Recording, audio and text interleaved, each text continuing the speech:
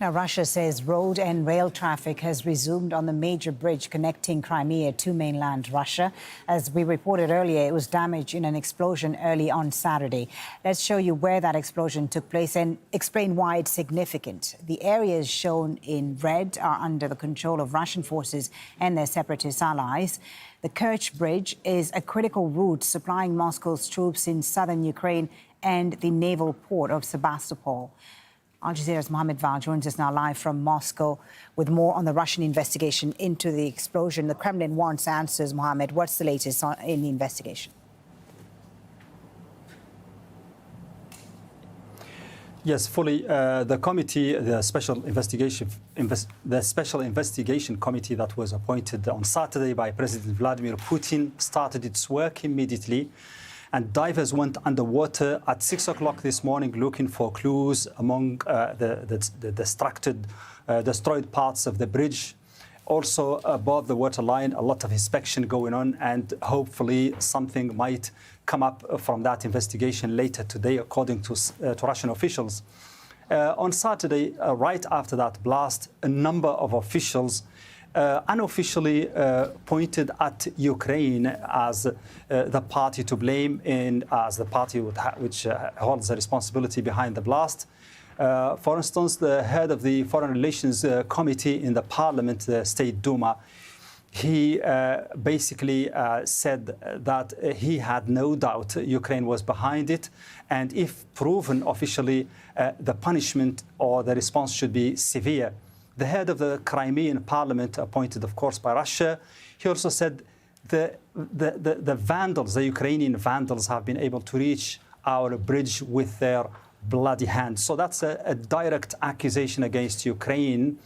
But until now, no official blame has been allotted, and Vladimir Putin gave the responsibility of the security of the bridge and security in general for the supply lines, the gas and other supplies going to Crimea, to the federal investigation or federal security services of the Russian Federation.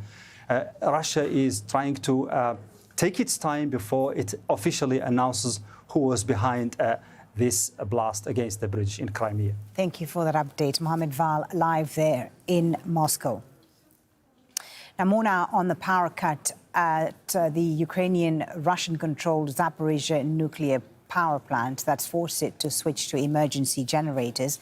Joining us live on the News Hour from Vienna is Robert Kelly, who's a distinguished fellow at the Stockholm International Peace Research Institute and a former nuclear inspections director at the IAEA. Thank you so much for joining us. The IAEA has issued several warnings about the threat of a nuclear meltdown at the Zaporizhzhia nuclear power plant over the past several weeks. Now we understand the plant has lost its last remaining external power plant and it's switched to backup diesel generators. How concerning is this first? The quality of the reporting we're getting is very poor. What we see is that there are 4 major power lines leaving the plant. And when the plant is operating, it sells electricity over these 750,000 volt lines. All 4 of those lines have been cut. Therefore, the plant can't produce electricity and sell it, and so it's been shut down. What it needs is some smaller lines that come from a nearby coal burning plant to keep its safety systems going, and as far as we can tell, those are working. Okay. The idea that it's on a generator is a little misleading as well. There are 20 generators on this site, each of which has enough fuel for 10 days. Mm-hmm. They can be shared between the 6 units, and any one generator can keep any one plant cool. So the hysteria that's going on about the danger of what's happening is quite overstated. Okay, so you think there's a bit of hysteria going on here. But explain to our viewers, if you can, Mr. Kelly, why a continuous source of power is necessary, despite the fact that all 6 reactors of the plant are shut down.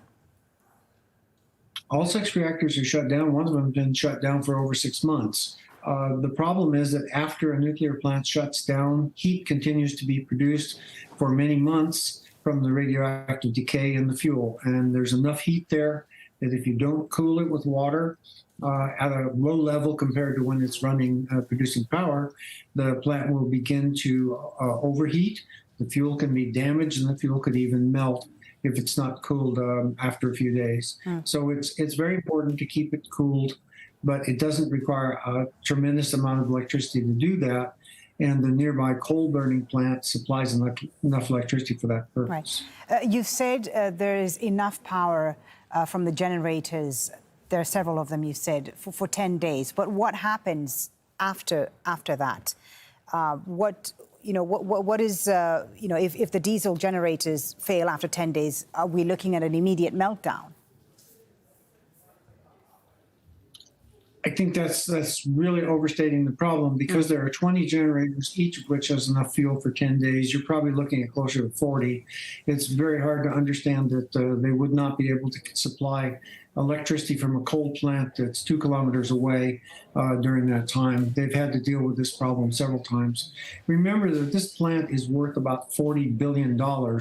So the Russians want it as a war prize, and they want to have it intact so they can use it after the war. And the Ukrainians know that it's their property, and they want it after the war. So whoever wins the war wants this $40 billion plant intact. I think that gives them plenty of incentive to keep the plant safe and cooled. Yeah, I was going to ask you about that, the significance and importance of this plant. And you talked about hysteria there. Do you think that also has a role in everything that we're hearing about what's happening at Zaporizhzhia right now? There's no question that the plant could melt down. All nuclear plants could melt down, and that's why they're designed to not melt down, and they have redundant sources. In this particular case, we've gone further down the safety chain, and there are fewer redundant sources than there used to be. But I think there's plenty of energy in the region and from the generators to keep this plant cool until somebody wins the war and takes it as a prize. All right. Thank you so much for talking to us. Thank you for your insight. Robert Kelly, former director at the IAEA, joining us there from Vienna. Nice to be with you.